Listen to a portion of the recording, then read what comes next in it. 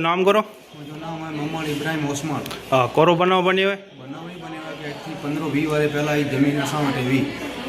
વાડી है हिकिड़ी इन वाड़ी की बाजू में खराब पियो आहे अरे खराबे में आऊँ 15-20 વર્ષ तो मोटे कब्जो હવે એ મારું એને વાડી में भाग करे तो एरंडे में भाग के महाराज जी वाड़ी है भाग के तेन वाड़ी में तो ये मुझी जमीन है भाई तो हजी ना 15-20 વર્ષ तो असां कब्जो है जमीन जो है ना थोड़ो खन जमीन एडी बहुत जमीन ने नदी के कंधे में खराब है जमीन कन गाम में चली लिया में अची थी पण हाजा पर लेखा दे समझ्यो हाँ ने કેટલા જણાવાને કરો કેડી રીતે મારપીટ ને ભેગો કરવા પડે છોકરો જો ભેગો ને પેંડો ને બનાવ કડા ખેતરમાં બન્યો કે નદી के कंधे माथे पुलिस तंत्र के प्रशासन की जाण करेली है जाण करेली है साहब अने कोई आयो नहीं है कोई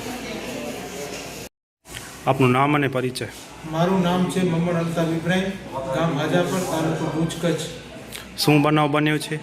આજે સવારના બનાવ એ બન્યો છે જે અમારે પહેલાં 15 વર્ષથી જે વાડીમાં અમે સંચાલન કરતા હતા જે વાડી અમે વાવતા હતા એ વાડી હમણાં વેચાઈ ગઈ છે બીજી પાર્ટી ગઈ ગઈ છે અને એની બાજુમાં જે ખરાબ જમીન છે નદીના કાંઠે થોડી ખંડ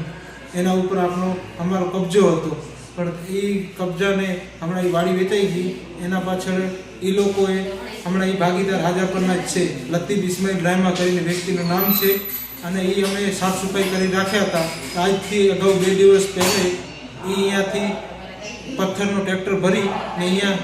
અમારી જમીન ઉપર અહીંયા રાખ્યો હતો તો આજે સવારના મારા બાપુજી ઘરેથી નીકળ્યા હતા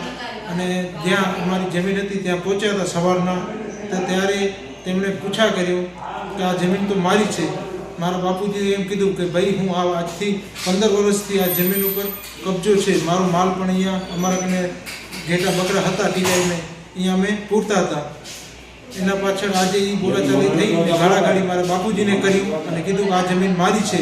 એમ કરી અને કુવાડીને પાછળથી ઘા કર્યા છે ઊંધી કુવાડી અને ત્યારે મને બાપુજીનો સવારના ફોન આવ્યો કે તું જલ્દી આવ નકર મને આ લોકો મારી નાખશે આ જો સાહેબ બચાવવાના કાર્યમાં મને પણ આ લાગેલી છે હથિયાર સવારના ભાગમાં એ લોકો બે બાપને દીકરો હતા દીકરાનું નામ હતું અકરમ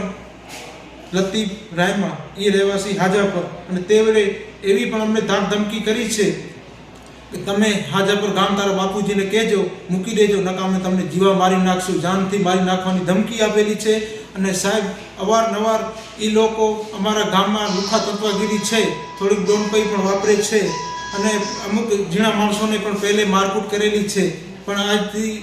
આ બનાવ પહેલાં ક્યારેય કેસ કરવાના થયેલા નહોતા આજે અમે આ પહેલી વાર એ લોકોની સામે ફરિયાદ કરીએ છીએ અને બહુ જ તકલીફ દીધી છે મારી બાપુજીને મૂઠમાર માર્યો છે માથામાં ઘા છે અને નખ પણ ભરાવ્યા છે ના નજદીકનું પોલીસ સ્ટેશન જાણ કરેલી છે પ્રશાસનને શું માંગણી છે તમારી સાહેબ અમારી તો સવારથી 108ને જાણ કરી ડાયરેક્ટ 108 આપણે જીકેમાં આવી ડાયરેક્ટ એડમિટ કર્યો મારા બાપુજીને કેસ ઇમરજન્સી હતો બાપુજીને તે જગ્યા સ્થળે કાંઈ પણ કશું જ ભાન નથી પણ ત્યારે હું એ લોકો અહીંયા એડમિટ કર્યો અને મને ડાયરેક્ટ ફાઇલ બનાવી તો હું આપણે જીકે જનરલની પોલીસ ચોકીમાં ગયો અને એ લોકો એફઆઈઆર લખી એ મને પોલીસ કીધું કે તમારી ઓનલાઈન એફઆઈઆર થઈ ગઈ છે પણ આજે સવારથી અમને હાજાપર ગામનો police station Paddhar police station લાગે છે પદ્ધર પોલીસ સ્ટેશનના અમારા જમાદાર છે આપણે મને થોડુંક નામ નથી આવડતું એનો પણ એ લોકોને હું ફોન કરેલો તો એ મને સાહેબે કીધું કે હું આજે બંધરા છું કામમાં અને પછી તમે દર્દીને જ્યારે રજા મળે ત્યારે તમે પદ્ધર થાણે લઈ આવજો સાહેબ દર્દીને પદ્ધર થાણે લઈ જઈએ અને વચમાં કોઈ પણ બનાવ દર્દીથી બને કોઈ પણ ડેડ બોડીની પ્રોબ્લેમ થાય તો એ પોલીસની જિમ્મેદારી રહેશે